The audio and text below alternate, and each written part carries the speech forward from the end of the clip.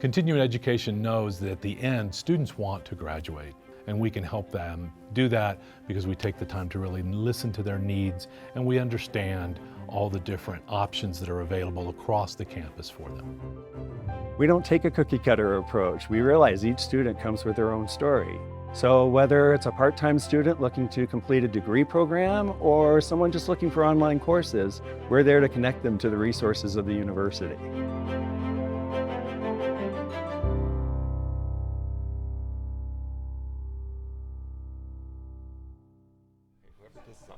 All right. Good morning again, everyone. Welcome. It's wonderful to be here with you today. My name is Aaron Brockett. The very briefest bit about me is I'm the mayor of Boulder. Been doing that for 2.5 years, and on the city council for a few years before that. But my day job was in tech. I had a software development business for 20 years, which is good for this panel because it's a tech panel. So today is Friday, April 12th, 2024. It is 10:30 a.m., well, 10:32 anyway, and this is panel number 17948. And we're going to be talking today about technology, ethics, and privacy. It's going to be a fascinating discussion. But before we get started, I'd like to tell you that the University of Colorado Boulder, Colorado's flagship university, honors and recognizes the many contributions of indigenous peoples in our state. CU Boulder acknowledges that it is located on the traditional territories and ancestral homelands of the Cheyenne, Arapaho, Ute, and many other Native American nations. Their forced removal from these territories has caused devastating and lasting impacts. While the University of Colorado Boulder can never undo or rectify the devastation wrought on indigenous peoples, we commit to improving and enhancing engagement with indigenous peoples and issues locally and globally. And we will do this by recognizing and amplifying the voices of indigenous CU Boulder students, staff, and faculty and their work, educating and conducting research, supporting student success, and integrating indigenous knowledge. Consulting, engaging, and working collaboratively with tribal nations to enhance our ability to provide access and culturally sensitive to support, and to recruit, retain, and graduate Native American students in a climate that is both inclusive and respectful. So one other thing I'd like to mention is that we want to make sure that you get a chance to ask questions. Here's how we'll handle the Q&A. We'll reserve the end of the discussion for that Q&A, and I'm going to make sure and leave ample time for that. So we're using a note card system to receive questions from the audience. At any time in the session, simply raise your hand to request a note card and pencil from one of our producers here today. Please write legibly. These eyes aren't getting any younger. If you are a student, please note this in your question on the card. When you finish, raise your hand and hand it to the producer who will bring it up to me, and I urge everyone to make your questions brief and to the point. All right, and now we're going to get started. I'm going to do a brief introduction of each panelist, but you can read their entire bios on the CWA website. So from right to left, we have here Eliot Peper. Say hi, Eliot. So Eliot is the author of 11 novels of speculative fiction, which I'm really looking forward to reading. We were talking about that a little bit earlier. But has done many other things, including creation of games, the writing of short stories, and has even overseen the production of one of his stories into a work of stage. Looking forward to hearing from Eliot today. His most recent book involves security around the semiconductor industry. Sounds really fascinating. All right, and then we have Christine Chang, who is a PhD candidate at the CU Boulder right here. Really pleased to have you here today. Has degrees before from Cornell, Boise State, and CU Boulder, and is working on some really fascinating topics, which I'd love to hear more about, and including how humans and robots can team together and challenging people's assumptions about how AI and autonomous systems work. And to my right here, we have Laura Harder, who is a cybersecurity professional. She's in the Air Force Reserves, working in offensive cyber offices, and also works in cybersecurity for Kaiser Permanente. But when I asked her how she'd like to highlight her bio, she used one word: nerd, which I think may apply for all of us up here on this panel. I think we could all wear that badge proudly. And with that, so the technology, ethics, and privacy those are wide-ranging and very appropriate topics for our world today. So I'm just going to ask our panelists to maybe just kick things off with maybe a few initial thoughts that kind of help get the creative juices flowing for this discussion. So maybe I'll go down in this order. Laura, if you wouldn't mind. Privacy for me is really important in a way that I'll tell you a story. In 2004, I was in the Army, and part of that process required that I go to the law office, which is called the JAG, and I had to, in process, create a will just in case I died, right? Pretty simple thing. In 2004, somebody went into that office and stole all the hard drives from those computers. My social security number, all the information about my family, including my daughter, were in there. And it felt like a violation, right? We had physical security. There were guards, right? They guarded the base. There were guards that guarded the buildings. There was locks. And all of those protections that we think about that provide physical security to these assets were broken. Well, today, our privacy is affected in the same way, but affected through digital means. And not just from somebody stealing it, not just the bad guys. This is not a doom and gloom bad guy conversation, but because our data is being sold. Your data, anything that you've posted on the internet since 2009 is on the internet. As a result of all the artificial intelligence tools that have been trained recently, that information was used to train AI models. You may not, and you probably didn't know that your information was being used in that way. Today, social media companies like Google and Meta and Apple have changed the terms and conditions to say something very clearly that essentially says that your information can be used to train models. But if you didn't know that, and this is the first time you've ever heard of it, then maybe you will change the way that you behave on the internet. There is no federal law to provide you privacy. There's no holistic law. The European Union has GDPR, and 15 states in the United States offer some semblance of a privacy law. A lot of states are trying to bring in new laws, but unfortunately there just isn't a holistic one, and they're very disparate. We talked earlier within the panel about kind of what that looks like. Colorado is one of the states that does have a privacy law. They actually came in 2023 to establish one, put it on the books, which is fantastic. However, most of these states only cover the constituents inside of the state. So if you are not a Californian, you're not covered by CCPA, which is the California Protection Act. Today, the way that we try to hold companies responsible is through fines. But fines really are very challenging. In 2018, Facebook was faced with a $5 billion fine by the misuse of their privacy information. Facebook has not stopped operating, and they don't operate very differently than they did back then. So as a society, it's one of those questions about how do we merge the needs of the people, the technology they use, the laws that exist, and make it in a way that is going to protect you and your personal information. That's great. Christine? Hi, I'm very excited to be speaking with all of you today. I think Laura gave a really great overview of kind of the current state of privacy in this country, especially. I look at privacy from a few different angles. So as someone who researches computer science, I do research in robotics and AI. I certainly rely to some extent on data that has been retrieved from the internet. I'm using large language models. I'm using ChatGPT in my research right now. And so, that is one aspect of how I'm looking at privacy. Like, yes, I wholeheartedly believe that we need to be thinking much more seriously about how our data is being used. And we need to figure out how to use it ethically and appropriately so that we can continue doing, research that is paving the way for future technologies. I also think about our vulnerable populations, particularly the elderly and children. Recently, there was a task force formed at the federal level to discuss kids' online health and safety. They're working to figure out how we can protect kids online. Excuse me. And we also need to be thinking about this from the perspective of the elderly, who are especially vulnerable, who may not have the technical literacy that the younger generations do, Laura was telling us a story earlier about people who have had their savings drained because they were tricked into believing that their children or other people that were close to them needed funds, and this was done because their privacy was compromised. So I think one of the key questions that I hope we can kind of discuss today is, to what extent do we have the right to privacy? I think this is kind of a tricky question because my knee-jerk reaction is like, well, to every extent, right? I have every right to privacy for anything that I want.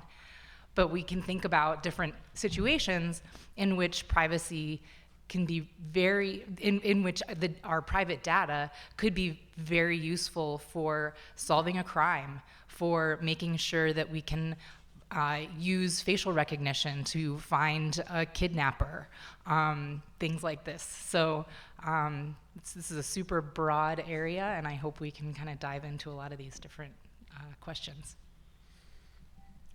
So, I think it's sort of interesting when you talk about technology and privacy. Often the terms of the discussion seem to assume that privacy is a concrete, static thing, and that technology is changing, and therefore it is threatening this concrete, static thing that we have called privacy.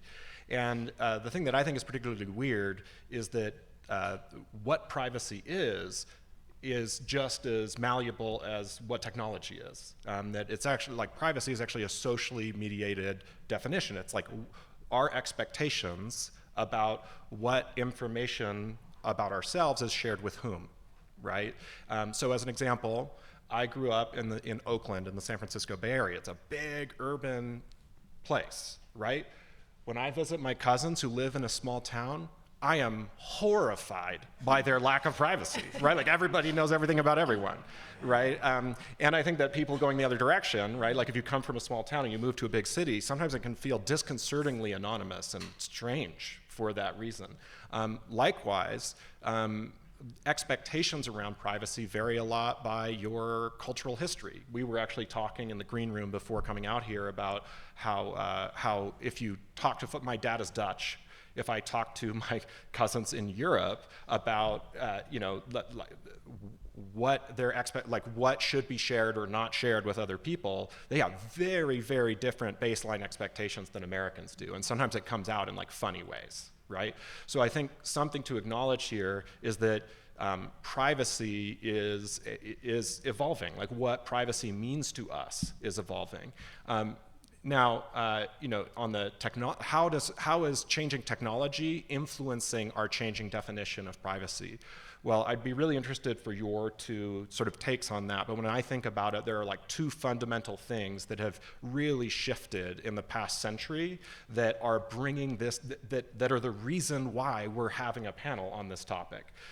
One is network computers, and two is sensor technology. So if you think, if you go back a couple hundred years, if you wanted to know information about someone, how would you get it, right? Well, you literally, you could steal their mail, right? And we've actually had very strict laws on stealing mail in the United States for a very long time that have actually influenced some of the legislation about digital information. Or you would have to literally spy on them, right? Like you could break into their home, you could search through their drawers, and beyond that, or I guess you could also interview people who know them, right? So at least that's where I would start if I was trying to stalk someone in the 1800s.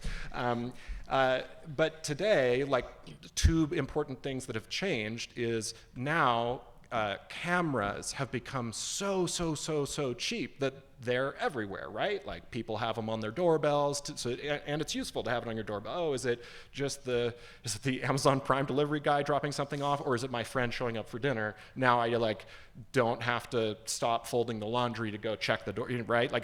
We chose to put those on our doorbells. We all carry cameras around in our pockets.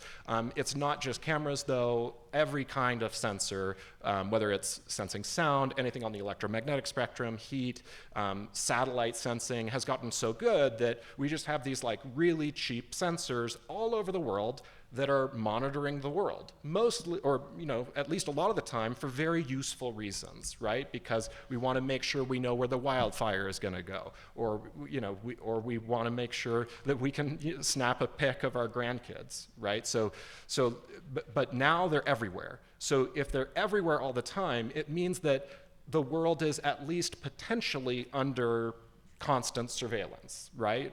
And then the related development has been network computers, that we didn't just invent computers, but we stitched them together. And they can talk to each other all the time. And computers have now become so cheap that they're also the thing we carry around in our pocket, and we are baking them into almost every other object that humans manufacture. So, your fridge is a computer, your car is a computer, your doctor's office is a computer, your house is a computer. Basically, like any human manufactured thing is now a computer. All of those computers have software. All of that software presents a huge membrane for vulnerability for people, whether they are acting in your best interest and with your consent or otherwise, to access the logs of what that computer knows about what it's been doing, right?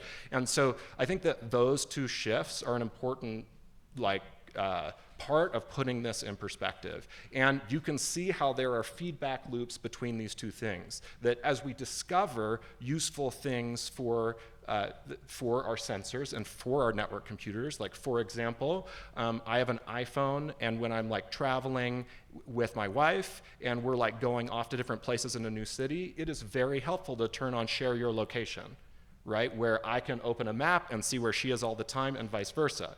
But that's because I did it. I chose to do it. So it doesn't make me feel bad. I'm like, oh, this is great, right? But if someone else is able to access our location all the time without our knowledge, that feels very different to me. And so I think that's sort of the terms on which this discussion is taking place. And I think it's going to get very weird going forward, because that expansion of sort of the software membrane between everything we do and the world is getting bigger and bigger, which means it's more and more useful to us, and there are more and more opportunities for other people to leverage the information trail we're creating with every single thing we do. Thanks for that for all of you. A lot of thought-provoking stuff. I thought I'd follow up on something that Christine mentioned, which is, what exactly right to privacy do we have? And Eliot, appreciated you speaking about the malleability of privacy and how it's changing over time. I think of my kids, they're 18 and 21. They have no expectations of privacy, essentially. My 21-year-old's like, yeah, everybody knows everything about me. And she's just that's the water she's swum in since she was little. So how would we define that? Where do you all see that boundary of what right do we have to privacy? I mean, I think all of us would say nobody can stick a camera in the shower, right? But that there are other rights that we would trade away pretty easily. So where do you see that boundary line? I'll throw that open to you, all of you. In the United States, having a very United States-centric thought process on this, if I was king of the world for the day, right, I would want privacy over where my location is. I would want to have privacy over my financial information and all of the things that are encompassed in my financial information, which includes my social security number. I wouldn't want that to be divulged. But today, we can see all of those pieces of information. I loved, Eliot, that you mentioned the cameras and the sensors. But one of the things that we struggle with today just in the environment is called stalkerware. And what this is essentially technology that uses that location device, but in a way that you don't mean to, right? My daughter has been listening to me talk about cybersecurity since she was little.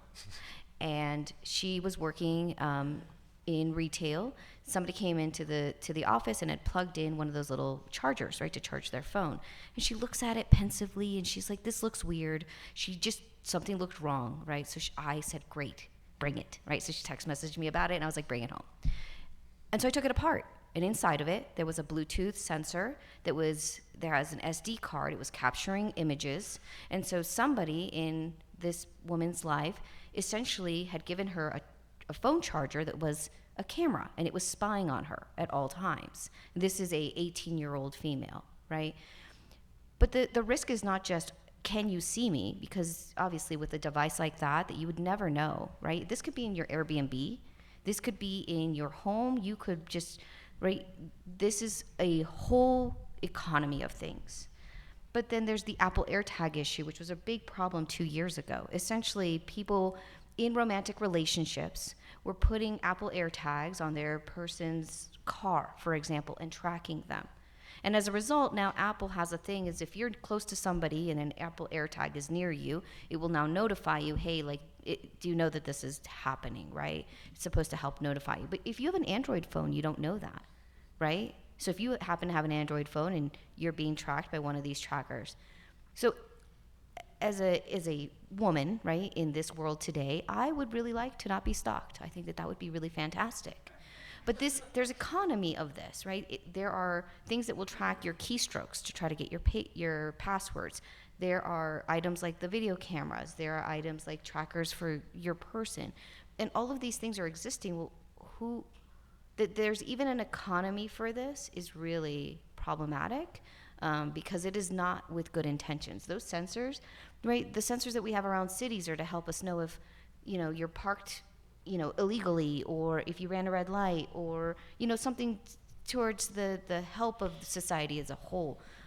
So if it was me and I was king of the world, I would have way more privacy than I do today. Other thoughts? Sure. Well, first of all, I think we can all agree to make Laura king of the world. I think that would really, if we have one outcome from this panel, that should be it. All in favor? Yeah, exactly. You already have the mayor's vote. Yeah.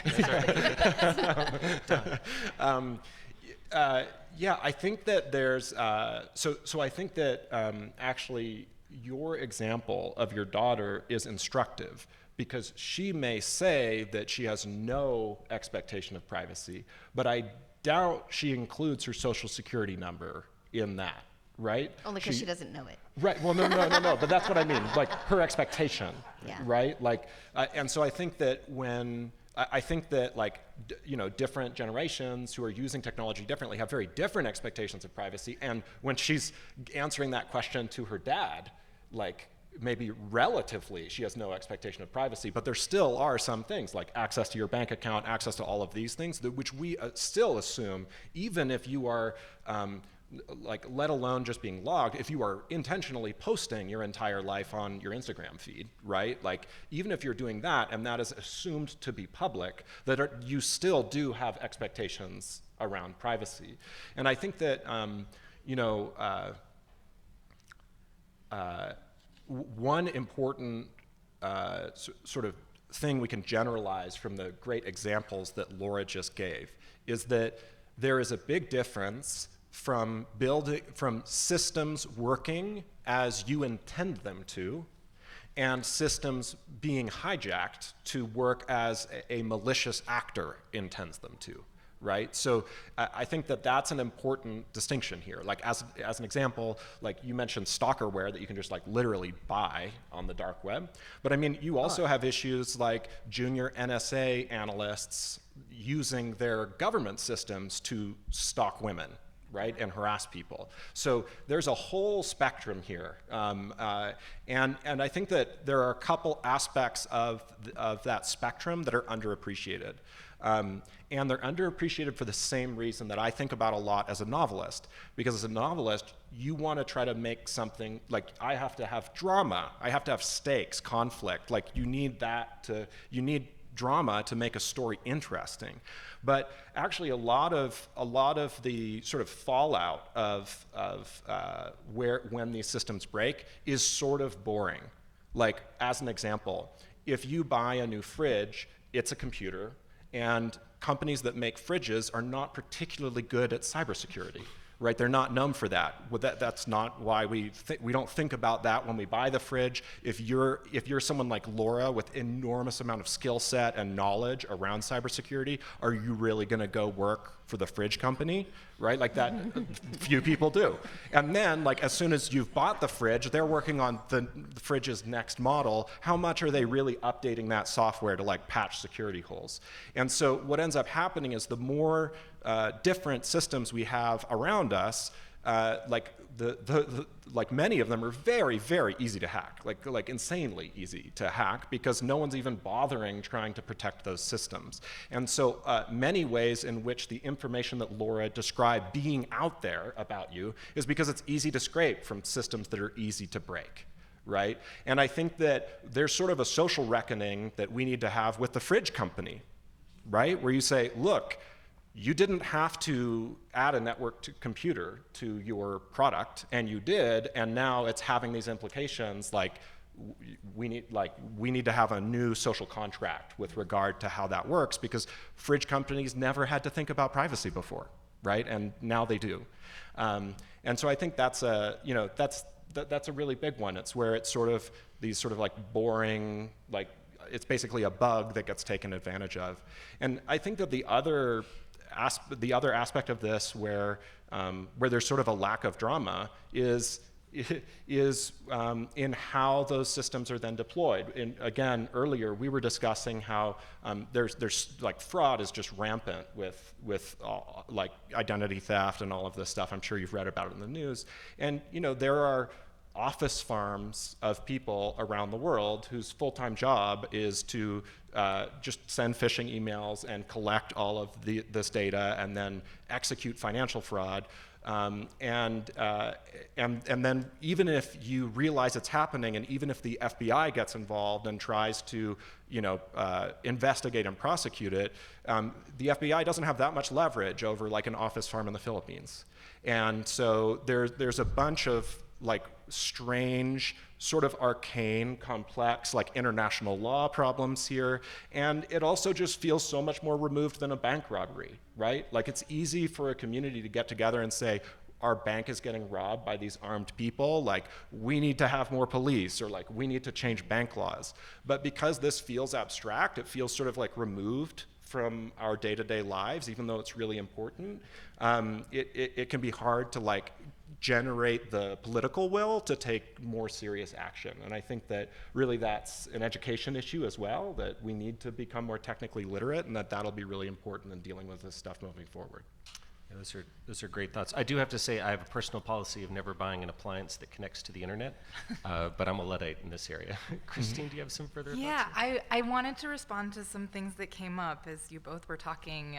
So you said we need a better social contract with the people who are, designing and deploying the fridge. I think it needs to be more than a social contract. I think we need public policy, we need legislation that says here are the consequences if your security is not strong enough. Mm-hmm. And this is people, in addition to a private right of action, perhaps there's also the opportunity for the government to prosecute and these kinds of things. I also I have a cat. And we have a camera that we have in the house to like make sure that the cat isn't, doing bad things while we're away, or check on the cat while we're not home. And when I think about this question, to what extent do we have the right to privacy? Like, I kind of assume that camera could be compromised at any time. I know that. I am aware of that. I actually got an email a few months ago from the company that sold me the camera that said they did have a data breach and mine wasn't part of it, but like, who knows, right? Like, it's still entirely possible that it still could be breached and that this could be an issue. And so, I think, and then on top of that, so I do use Instagram. My profile is private. I have it set to private. I only allow people that I know to follow me and see my posts. But I still kind of assume that like anything I post could be, screenshotted and shared, or someone could guess my password and, be sharing this information or seeing this information. And so I think about when we have this assumed privacy of like, okay, I've set my settings so that my profile is private, or I've, my camera is protected behind this password. But also, so we have this assumption that we have some level of privacy, but then we also are aware that that is kind of just a veil, right? We know that, well, that's not foolproof, we see all the time about, you know, security breaches and data breaches and things like this. So I think it's impossible to answer this question of to what extent do we have the right to privacy, but I don't know. I think that one thing that we can do is push our legislators to pass much stronger privacy laws, especially at the federal level, so that it is consistent across states. At this point, you know, every state is starting to enact their own laws, and it becomes a very difficult game for the, you know, not that we need to make it easy on the tech companies, but it just makes it harder for everybody. And if we had something that was more consistent at least at our federal level, if not globally, then, you know, I think we would all be in much better shape. Yeah, and I'm going to pick up on that because this is where I was going to go next. Anyway, we've gotten a couple good questions from the audience about action at the federal level, which we haven't had, right? I believe, Laura, did you say 1974 is the last legislation we have in this area at the federal level? That's correct. So what would be the next step if we could break gridlock in Congress, which is like a when hell freezes over kind of a hypothetical scenario. But let's imagine Laura's now president and she's worked with Congress to become functional again. What would be an important next step for them to take, you know, to do real privacy protection? Because I heard, Eliot, from you that the EU has GDPR. That hasn't necessarily been fully successful. What would be a successful federal framework for some privacy action? Any thoughts? Oh, was that to me? No, it was to any of you. Oh, okay. I'll throw in a short comment, and then I'm mostly interested to hear what Laura has to say because you work for the government. First of all, I hope we remember that Laura is now king and no longer has to worry about Congress at all. But I do think there are some lessons we can learn from GDPR. Quite a bit of that legislation has had, at best, mixed results. The fact that we now have to exit a cookie pop-up every time you visit every website, where everyone just exits it anyway and it doesn't affect information flow at all, is not what was intended with that legislation. And whatever you think about the intentions, the impact has been marginal at best. And so I think that it's actually a very challenging set of issues to try to legislate on. And if I was, lucky enough to be Laura's advisor, one of the things I would do is say, okay, why don't we start with the stuff that most people can agree is problematic? And so, as an example, I mentioned those two NSA staffers. Like, I have not yet met a person who thinks that that is okay. Right, and there are so many examples of this. Like, if you're using stalkerware that is hijacking systems built for something else in order to do something malicious to another human, those crimes need to have much, much, much stricter sentencing requirements. There needs to be much more invested in actual enforcement. We basically need to raise the priority of people doing bad things to each other that leverage networked computer systems and sensors, so that regardless of how those systems work and how, whether or how your click in a browser is logged and shared, that when people are using those systems for criminal acts, that those are prosecuted in a way that matches the level of the crime. And right now, as we were sort of talking about also in the green room, there's an enormous amount, like a lot of US financial crime law is really soft, and it was designed to be. And the internet has made the social impact of those laws being soft much worse.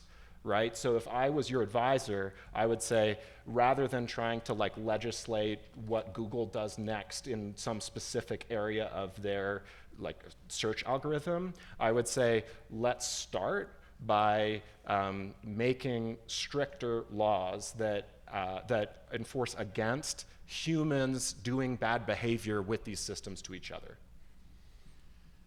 I'll just add really quickly. I agree with everything you've just said, and I think that a concrete way this could be implemented is with the Federal Communications Commission, the FCC. They already have mechanisms for, regulation and enforcement of spectrum use, and they're the ones who are telling the phone companies, how much, how our phones can access each other and access the towers and all of this information, right? They're governing spectrum, and they're an independent agency, federal agency that has these structures set up already, and I think that would be a very appropriate structure for implementing this kind of enforcement. And all of this is relevant to communications, right? All of our data is being sent over the internet, over via phone, or something similar to this, and so it's then falls within the FCC's purview. And how would King Laura handle this situation? I agree. Stricter laws would be great, and it would be amazing to have governance over these types of laws with the FCC. One of the challenges that happens today, if you happen to be a victim of stalking, right, especially digital stalking, it is very difficult to prove. And what we would need is essentially police departments to be trained on what that actually looks like. If you go to your local police department today and you say, I think my romantic partner is stalking me because they're saying things that I know I talked about in my email, and I don't know how they could have gotten my email account credentials, police officers don't know what to do with that, right? So they need specialized training in what that kind of privacy violation looks like. Additionally, we would need more digital forensic analysts to be able to take devices, be able to pull information from it to prove that something has happened. Recently, there was a 12-year-old girl who was murdered, and the reason that they found out that she had been murdered is they confiscated the phone of the stepdad and had found child sexual abuse material on his phone. He had wiped his phone. Now, what many people think is if I wipe my phone, the data's gone. It's not gone. It is just you can't see it because of the way we've hidden files. I happen to have some specialization in digital forensics. I can pull that data and I can see the images and I can see the texts and I can see the documents. But if we don't have enough of those folks in your jurisdiction, that device and that person who committed the crime would just be free for a very long time until they can get to it. And then the third part of it is with better laws, with better protection, with governance, and having a police force that is capable of handling these kinds of crimes, and digital forensic analysts who can get the data off of the devices. The last thing that we need is really to understand that the laws would still only apply to us in the United States. There is no international law when it comes to privacy. And if you are putting your information on a Google account, for example, and that Google account is replicated in a server in China, your information could be pulled from the Chinese government because they have laws that say we can essentially ask for that data. So understanding what you're using is that you are a commodity, right? All of you and your data have value, but where that data resides is important. So if maybe you don't want that, you would go with somebody like Proton. Proton has an email that is more secure. It's in a country that doesn't release that information. If you're going to use, text messaging, that isn't private. If you are connecting to wireless internet that is public, your information can be seen. So it's a really multifaceted conversation. I would love to see more legislation. But if somebody commits a crime and they steal money from, say, your mother, right? Your mother got in a romance scam and she lost $250,000. This happened last year here in Colorado. A woman lost her home because she was involved in a romance scam. Another woman 2 years ago was in a romance scam and she was sending money tucked into magazines, cash money, and she was mailing it. She had been told by her sheriff's office, hey, you are involved in a scam. She wouldn't listen. She kept doing it for 2 years, and now she's a felon because she was essentially taking stolen goods, selling them, converting that into money, and then sending it back to her loved one. She's a felon. She is in her 70s. What does that look like when your 70-year-old mother is in jail for a felony? And those are some of the reasons why I really think that privacy laws, they're just so challenging. Okay, very insightful answers. We've got a bunch of audience questions. Thanks for all the fantastic and insightful questions, everybody. And I've got one from a student here, which is, what would be the best tips that you have for improving personal privacy and data security? Your sort of data hygiene here. Any quick tips from you all? Laura's question. So the first thing that I do, there's lots of services that can do this. You can do this yourself. Go to an internet browser and search for yourself. You're going to find yourself on People Finder, on Yellow Pages, on all of these sites. You can opt out of it, and you can have your data removed. If you don't want to do it yourself, there's several companies that will do this for you. I actually wrote them down because I was expecting this question. So I used a Norton version. It was provided by my company. It's called Reputation Defender. There's one called ZeroFox I was introduced to, one called Incogni, and then a fourth one, there's many options out there, is called Delete Me Now. What this will do is take your information and remove it off of these public sites. Here's the thing, if your information has made it to the dark web, it is much more challenging to have it removed. Okay, so just having your credit card information and knowing and like looking at your accounts, your social security number, freeze that. From a privacy perspective, you're going to hate me for this, but read your terms and conditions. Today, if you are using Google, Meta, Apple, any of these big companies, they change their terms and conditions and your information can be used, right? So maybe if you don't want your information shared, don't have a Google email account, right? Things like that. And then the last one is opt out, right? When you get that annoying cookie banner, the reason it exists there is that you can choose a preference and you can say you only want strictly necessary cookies. A cookie is a little file that's in your computer, and in it, it says information about you, and it gets that information from your computer and from your internet connection. And so companies can say this person is got these demographics, whatever you filled in to your into your profile. So say Microsoft. Maybe Microsoft knows your date of birth. Maybe they know your location and they know all sorts of information about you. That's what's in that little file, that little cookie file. So when you are saying, I don't want to share that, then you are saying, I don't want information about me to go somewhere else. So if you really don't want to share your information, which, let's be honest, a lot of people just don't care, it's fine. But if you really don't, then just click the button that says, I want to do my preferences, and just uncheck all the other stuff. You don't want advertisements. You don't want your information sold. If you happen to own a home today, you can opt out of your information being shared by your mortgage company. Your mortgage company shares your information. We were talking about Wells Fargo earlier. This is not one of the many reasons why Wells Fargo and I have a fight with each other. They sell your information, and they make it insanely difficult to opt out. AI companies are also doing the same thing. You can opt out, but it is not easy. Like, you really have to want to do it. So those are some of the things that you can do. They're not super easy. Use a service if it's something that you really want to. If you are like an author, right, I would definitely have a service to opt out of information sharing if I were in that scenario. I've got two other small practical ones to add great. to your list. We actually talked about this before, but use a password manager. So you can just Google password manager. I use one called 1Password, but basically what this does is, so you sign into Google, you sign into your bank account, all the different passwords you have to have when you're using computers.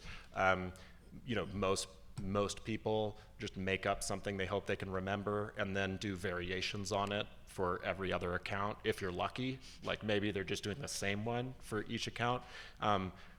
There are a lot of problems with that, but like the most straightforward one is if someone gets your password to one account, they now have the password to all of your accounts. So it's extremely easy to hack you.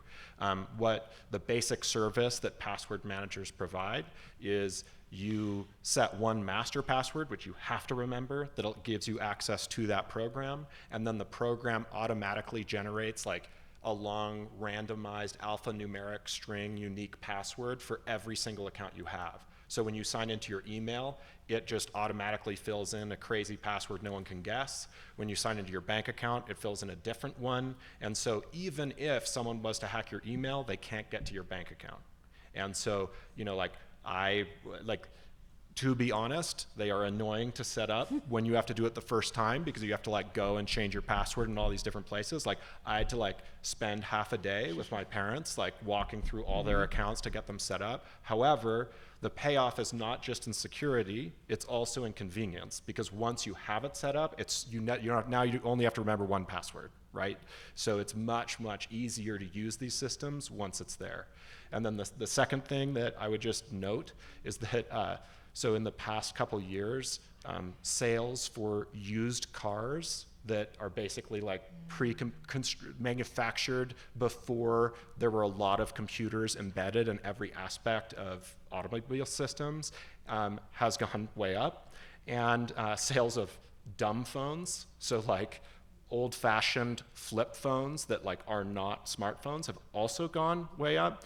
And so I am not saying that you should try to live in the past with the tools of the past, but I do think that being aware of where you are inviting networked computers into your life and being a little bit more intentional about choosing where you want them is important, because the simplest way to understand these kinds of security and privacy issues is that if there is a network computer involved in anything, it can be taken advantage of, right? No matter how careful you are, at the end of the day, someone can probably get in if they really want to.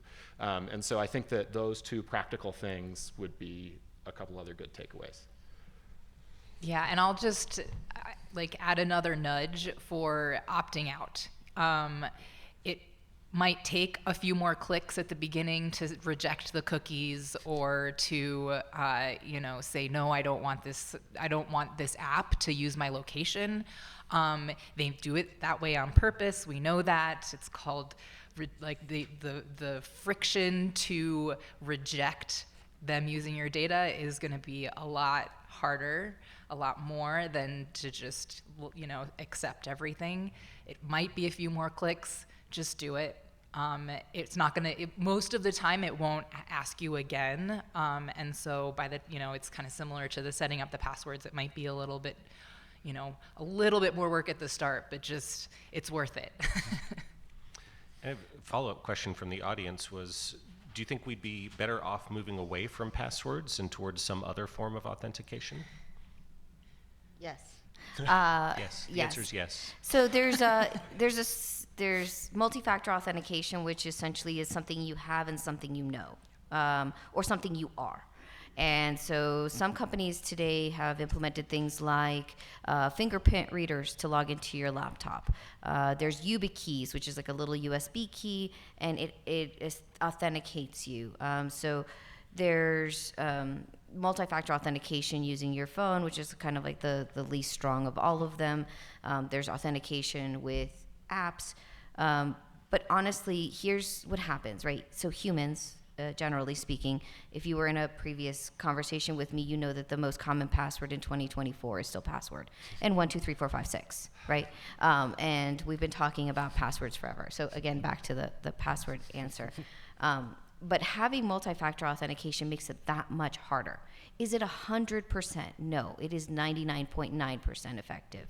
There are still some situations, they're very unique use cases where those have been bypassed. I worked in a company where my customers hired us to try to break their multi-factor. It is not an easy thing to do in a short period of time. So you really have to be a very motivated, well-funded, right, state actor kind of thing to bypass some of these things. But a YubiKey, which is just this little thumb drive thing, is about $60. And for most people, they're not willing to do that. Companies are starting to move towards that.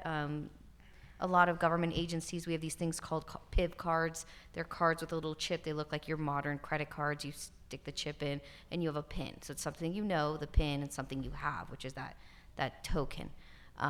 But it's much, much harder to bypass that than something that's single factor, which is just two things that you know, which is your username and your password. Good. We got a few more questions, and we're a little low on time, so I'll move on. So it's a question about ransomware. Kind of what is the threat level of that right now to institutions, and is there something else that's even more threatening coming out sometime soon or already existing? There's a ton of reports out there. Verizon comes out with their annual data breach report. It was just released this year. Ransomware is very problematic, and it becomes more problematic in places where we pay the ransom. In this last 2 years, we have seen a gigantic spike, more than 100% of ransomware attacks, and they are targeting not just companies like you would regularly go after, like a Microsoft or a Google, but they're going for soft targets. Things like school systems. A school system here in Colorado was hit recently. Hospitals, like you guys have probably heard about the United Healthcare ransomware attack that just happened a few weeks ago. The reason that this is really problematic is because hospitals have a due diligence of care. And when their computers don't work, they literally cannot treat people, right? We don't actually have those old-fashioned like medical records where we write on paper to say, hey, what's wrong with this patient? All of that is done digitally. So we're seeing a huge spike in that sense. Financially motivated attacks can be done in many ways, but ransomware attacks are the ones that are being used. And what's interesting is from 10 years ago to today, ransomware attacks have changed in that before they just wanted the ransom, you would pay the ransom, they would give you a key, you would unlock your locked computer. Now they're doing something called double extortion. So the threat actor gets into your system. It takes on average 8 minutes to get into systems. They will sit there quietly for 6 months. And then while that's happening, they will slowly take data out. They will take all of your data. And then they will say they will ransom you first in ransomware to lock your system so you can't access them.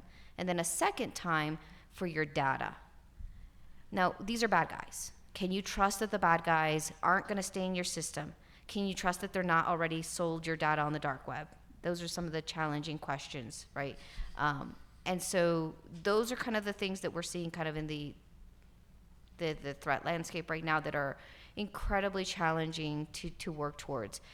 Yesterday we were talking about zero trust architecture. It's a way to like essentially say, we don't trust you, right? We don't trust users coming into our system. We don't trust systems in our system.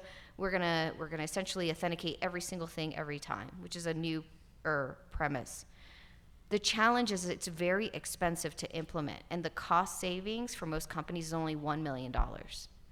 And I know that sounds like a lot of money, but really it's not when you think about how much those systems cost and how much time it takes to develop them. So it's a very like spy versus spy thing. Like we're always after each other.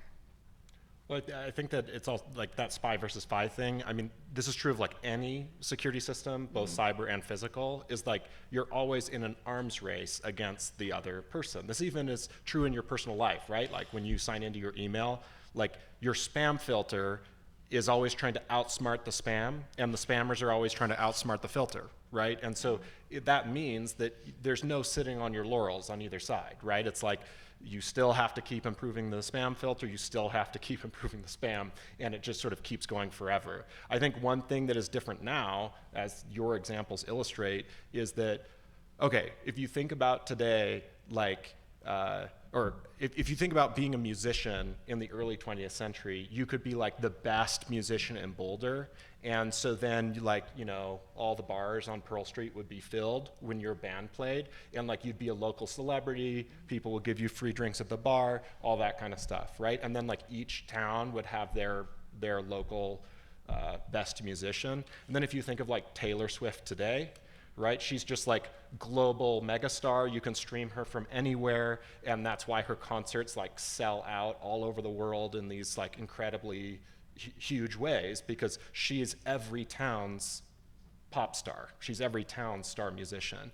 And the same is now true at the security level with computers, because you don't have to be the best bank robber in Boulder. You know, you can be if you have really good exploits or a really good team, really good skills and money behind an operation, like you can attack hospitals all over the world, like whenever you want. And so I think that's a big change in how we understand like the responsibilities that hospitals have to try to put safeguards in place, the responsibilities or what our expectations are as patients and as citizens, and the expectations we have from teams like Laura's and from our law enforcement agencies to be able to step in and like make credible changes. And I think that, like it'll be very interesting to see how this plays out like over the next few decades, because like there's a strong argument to be made that like hospitals having as many network connections as they do in and out is maybe not worth the security holes that then creates, right? So I think we're going to be running a lot of experiments going forward. Well, and I will just, you said, if you have the money or the teams to be a bad actor, at this point, you don't necessarily need the money or the teams. You have AI. You have this whole other team behind you that you don't need to know everything about what you're doing in order to do something truly horrible. And so, this is yet another place that the government can step in and regulate how AI can be utilized and what extent the companies that are developing and deploying these large language models can actually be allowing this to happen. Well, that leads incredibly well to our next question. Thank you, Christine, which is talking about this spy versus spy ratcheting up of capabilities. To what extent do artificial intelligence and quantum technologies present a greater threat to our privacy for those bad actors? So I can speak to a couple pieces of this. The artificial intelligence piece, and if you've heard this already, just ignore me. What happens with artificial intelligence is last year there were LLMs that were established that have no guardrails. Essentially, there's no thing to tell it not to do bad things. If you go to ChatGPT and ask it how to make a bomb, it's going to tell you, no, I can't do that. Freedom GPT was released, and it allows the same type of LLM support, but without any of those guardrails. As a result of some of that and a lot of the open source work that's available, there are now ransomware as a service tools that you can subscribe for. It's $250 a year, which is really not expensive. It'll create the phishing attack. It'll help you create payloads. It'll improve your malware. Essentially, you can take the malware you have that isn't working, and you can ask it to make it better. And the system will help rewrite the code in a way that would be more robust, less likely to be detected, things like that.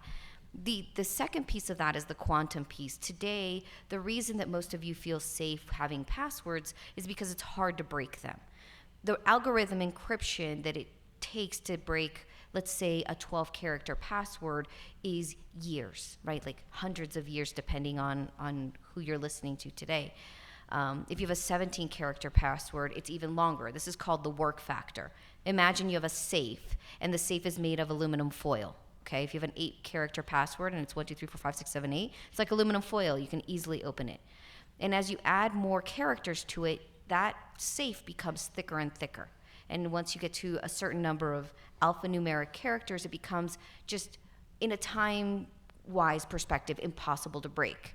To try every single combination of passwords to break it, right? So it's very challenging. It's a mathematical problem. With quantum computing, the idea is that we will be able to do the prime factors, which is kind of the math behind it, faster. So we will be able to break today's encryption, the things that's saving you from having your information exposed, in perhaps weeks, rather than hundreds of years. And that's the concern. NIST, which is just down the street, it's the National Institute of Standards and Technology, has already come out with quantum level encryption. And so companies are now taking that information, and for health systems, for example, some of them are starting to apply new cryptography to try to protect that information. So that's kind of where we're seeing it go in the future. Today, having a quantum computer is very, very, very hard. It requires temperatures to 0 Kelvin, which is very cold, and it requires a ton of energy. It is just a very hard thing. that doesn't mean it's not going to be possible in the next 10 years. There are some places that are already have these computers in place.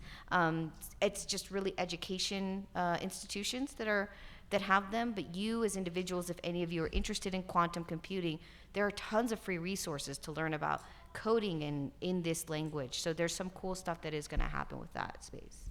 And I'll just mention that the Boulder-Denver area is a hotbed for the quantum is. computing industry. Other thoughts? Yeah, so Laura was saying that, ChatGPT isn't going to tell you how to make a bomb if you ask it how to make a bomb. But there's something called jailbreaking that some of you may have heard of already. So if you talk with the chatbot long enough and ask it nicely or ask it to tell you in a story, then people have gotten it to tell them how to make a bomb. They found this out. People did this audit. They told OpenAI. They've fixed that. But that doesn't mean that there aren't other ways that these models can be jailbroken. And so, just because we have some of these safeguards doesn't mean that we're entirely safe. And so this is just kind of another issue that we need to be thinking about as there's more and more of these models available, more companies developing them, and absolutely no laws around how they're deployed. Yeah, I mean, also, if you want to make a bomb, luckily you can just find that information easily on the dark web without any AI model at all. I think it's in the library. Yeah, too. yeah, so that's an issue. I think that this is when you modern organized crime today looks a lot less like The Godfather or like The Sopranos or choose your favorite mafia movie, and it looks a lot more like a regional Microsoft sub office. It's really boring. It's like people doing day jobs working at computers all day. So I actually think if you're interested in imagining how bad actors are using tools like AI today and potentially may use tools like quantum computing in the future, it really helps to just look at how those tools are being used by their explicit customers today. How are software engineers using GPT-4 and other tools in their day jobs, right? If you write software and a lot of the code you write is sort of boring and repetitive because you have to just make it integrate with a bunch of different systems all the time. So there's a small amount of your work which requires a lot of technical creativity and deep thought to solve a new problem. And then there's a lot of just executing the boring stuff to make that work. These tools are very useful for making the boring stuff a lot faster, because you can have the tool generate code. It might not be perfect, but you can edit it instead of having to write it from scratch over and over again. So just like all American software companies are now leveraging tools like Copilot to just write more code faster, just so every organized crime organization is doing the exact same thing. Their people in their cubicles are now using those tools to write code faster. And so what does that mean big picture? I think it actually, when I think about it big picture, I think we're actually underestimating the short-term impacts of that, because just as in overt, non-criminal software development, we're at this moment where, if you figure out how to use the tool really well, you can suddenly, do things dramatically better than someone who hasn't figured out how to use that tool yet. So you create this, short-term, huge productivity boost for you and your company. And the same is happening if you're a criminal, right? So if you're the first one to figure out how to leverage this tool to hack more hospitals or insert bad thing here, you're gonna do really well. And those hospitals are gonna get hit really, really hard. And I think that a good model for this is in the early 2000s, once everybody really started getting on email, then email became a great target for spammers and hackers. And so your email was full of penis enlargement ads constantly. And there are literally, if you look at op-eds from the time, people are email is over, right? There's no way out of this black hole. So like it was nice while it lasted. And that's where I think the long-term picture comes in, that like, I think that long-term, this really just plays out in the same spy versus spy format that Laura already described. That like, these are new tools. As people figure out how to use them, people who are trying to hack things and people who are trying to defend things are both going to be sort of unequally pushing their way to the frontier, and there's going to be some really ugly stuff that happens, and then like those things will play out. We're going to reach a new equilibrium, and somebody will invent something new, and the frontier will move somewhere else. And so I think that like we're sort of underestimating the short-term impact of what these tools can do in terms of privacy, and we're overestimating their long-term impact. I'm just kind of imagining that regional office for the organized crime, and I wonder what like the annual review would look like. You know, so There's like, videos. You can watch them working. See, I have to look this up. I can just imagine like, oh, your hacking percentage is up 37% this year. Your annual bonus will be much higher. Oh, I mean, they actually like very explicitly borrow like KPI, like management tools from other software companies. Like it is like, it is very, very similar. And how do you apply for one of these jobs? I'm interested. This could be the next phase of my career. You're gonna have to go to New Delhi. I'll do it. Well, that brings us to pretty much the end of our time here. I wonder, in closing, if you could share each of you your social security number and your mother's maiden name. But on that note, if we could just have an enormous hand for our phenomenal panelists here.